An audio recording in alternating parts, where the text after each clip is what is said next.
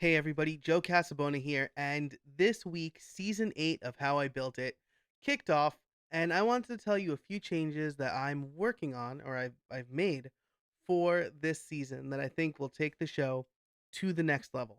So, this is my most intentional season yet, and that's mostly due to Pat Flynn's Amped Up podcasting. Uh, it's a course that I took. I was a little bit suspect about it because it was $1,000 and I thought, like, how much value am I really going to get out of it? Well, I was wrong. I learned a ton, and that carried over into 2020. So the first thing that I learned from Amped Up podcasting that really affected the entire season is that my listeners are mostly small business owners and freelancers. That is much different from what I thought, which was that it is WordPress developers or developers in general. So, this is a huge help in helping me determine what kind of content I should have on the show.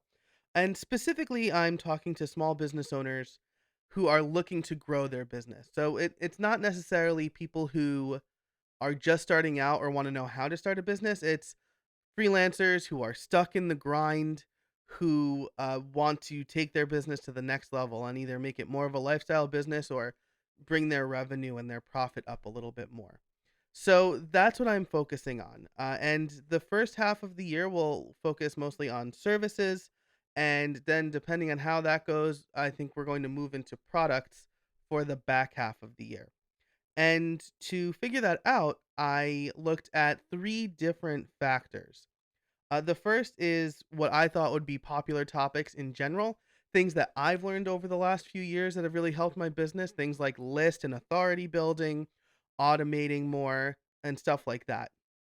The second is feedback from listeners. So at the end of last year, for the last few episodes, I had a call to action saying if you have any topics you would like me to cover in 2020, or you have any questions you would like me to answer, feel free to write in and let me know. And then the last thing that I looked at was the most popular and most unpopular episodes over the last couple of years.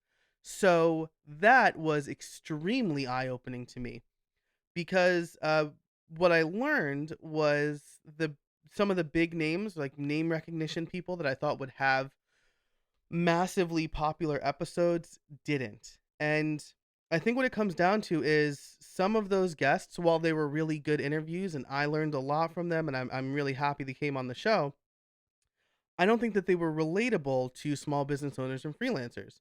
Freelancers aren't looking to scale their company to 1,000 employees or things like that. They really want to know how to prevent the famine, right? Or how to make it so that their income is more predictable. So that has been kind of instrumental in me planning my content for this year. And I'm also doing more than just interviews this year. Some of my most popular episodes were just me talking on the mic about my experience or advice or things that I've learned from the show. The most popular episode to date is the lessons learned episode from 2018, followed closely by the sort of behind the scenes episode after my 100th episode, where Jeff Large interviewed me about how I built it.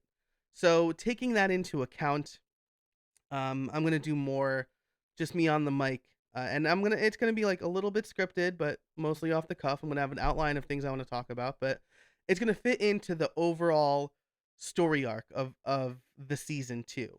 So what exactly am I covering this season? Well, there are a bunch of topics, but the things I'm most excited about are vetting clients because that's something that every freelancer and small business owner has problems with, at least in the beginning. But I mean, I still have trouble to this day vetting clients sometimes. We're not always going to get the perfect client, but I'm going to talk to a few guests who can really help us put a framework in place to make sure we get a good client most of the time. Preventing overwork. This is something that's been on my mind since my daughter was born in 2017 and my wife is pregnant again. We have another one on the way. So I want to make sure that I'm not spending all of my time in the office. It's something that I want for other small business owners and freelancers as long as they want it for themselves. And we're going to cover that this season. Automation, a way to have more time for yourself or to focus on big picture stuff, is to automate the tasks you don't need to do. So Curtis McHale talked about this on his blog this week or earlier in 2020, um, where he felt like he had a lot of days that were deaths by a thousand cuts, where he didn't accomplish one big thing, but he had a bunch of small things. And I felt that too. And at least a lot of my small things were things that I could have automated. And a perfect example is emailing the guest when their episode goes live. For the longest time at 9 a.m. every Tuesday, I would just email the guest myself and say, hey, your episode is live. But with this year, I wrote a small script in my podcasting plugin that when the episode goes live, automatically email the guest and say, "Hey, your episode is live." So that's one thing I don't have to worry about on Tuesday mornings. So automating more, we're definitely going to cover that, and then list and or authority building. I didn't think I needed a mailing list really until I started selling products. And boy, was I wrong. I really wish I could go back in time like 5 years and be like, start building your mailing list now. So that is something that we're going to cover kind of in depth. We're going to talk about ConvertKit. I'm going to talk to somebody from ConvertKit about the importance of list building and the right tools for the job. So I'm really excited about that too. And I think these are all topics that will give listeners actionable advice that can be big payoffs for their business. I already have a bunch of interviews recorded, and things have been going really well. Since I know the entire season up front, I can set up future episodes or ask leading questions that pertain to those episodes without having to record them in order or know exactly what we're going to talk about. So I'm able to set things up more, which aids with learning, of course, but also keeps people coming back to get that next step or to take it one step further. So again, I'm super excited about that.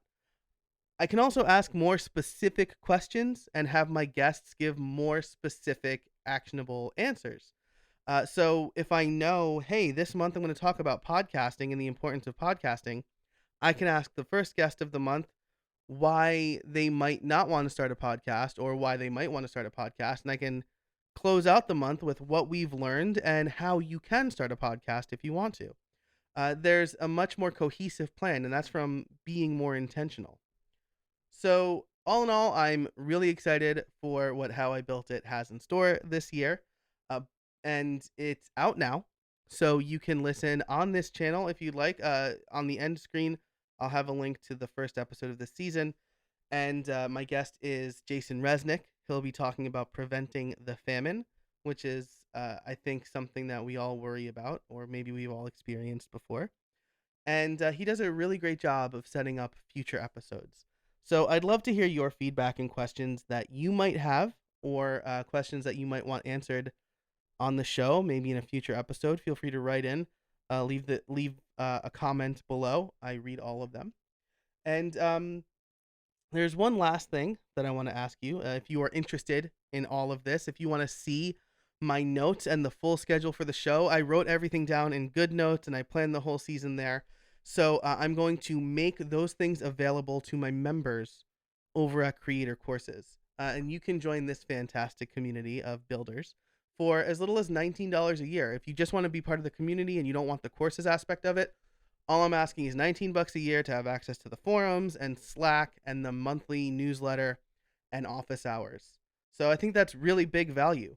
So you can check that out over at creatorcourses.com.